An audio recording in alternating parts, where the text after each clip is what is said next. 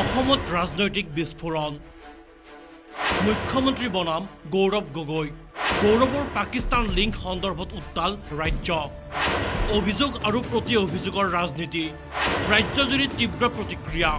অসমৰ ৰাজনীতিত এই মুহূৰ্তত আটাইতকৈ চৰ্চিত বিষয় মুখ্যমন্ত্ৰী ডক্টৰ হিমন্ত বিশ্ব শৰ্মা আৰু কংগ্ৰেছ নেতা গৌৰৱ গগৈৰ মাজৰ পাকিস্তান লিংক সন্দৰ্ভত উঠা গুৰুতৰ অভিযোগ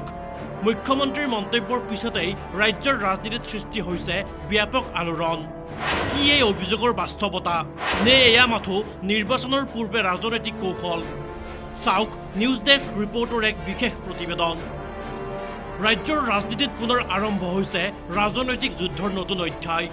মুখ্যমন্ত্ৰী ডক্টৰ হিমন্ত বিশ্ব শৰ্মাই অভিযোগ উত্থাপন কৰি কয় যে কংগ্ৰেছ নেতা গৌৰৱ গগৈৰ কিছু কাৰ্যকলাপৰ সৈতে পাকিস্তানৰ যোগসূত্ৰ আছে মুখ্যমন্ত্ৰীৰ এই মন্তব্যৰ লগে লগে সৃষ্টি হয় তীব্ৰ বিতৰ্ক ৰাজনৈতিক মহলত এই অভিযোগক লৈ আৰম্ভ হৈছে তীব্ৰ চৰ্চা আৰু প্ৰতিক্ৰিয়া মুখ্যমন্ত্ৰীৰ এই বক্তব্যৰ পিছতেই অসম কংগ্ৰেছে তীব্ৰ প্ৰতিক্ৰিয়া প্ৰকাশ কৰিছে গৌৰৱ গগৈয়ে এই অভিযোগ সম্পূৰ্ণ মিছা আৰু ৰাজনৈতিক ষড়যন্ত্ৰ বুলি আখ্যা দিছে তেওঁৰ মতে এই ধৰণৰ মন্তব্য বিজেপিৰ ব্যৰ্থতা থাকিবলৈ কৰা এক চেষ্টা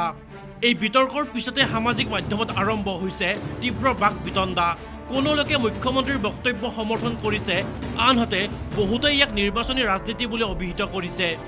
ৰাজনৈতিক বিশ্লেষকসকলৰ মতে আগন্তুক নিৰ্বাচনৰ পূৰ্বে এনেধৰণৰ অভিযোগ প্ৰতি অভিযোগে অসমৰ ৰাজনীতিত আৰু এক অধিক উত্তেজনাৰ সৃষ্টি কৰিব পাৰে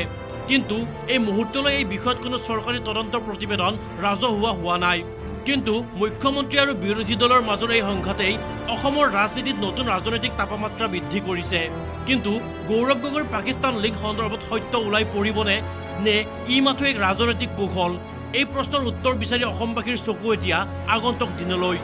বিশেষ প্ৰতিবেদন নিউজ ডেস্ক ৰিপৰ্ট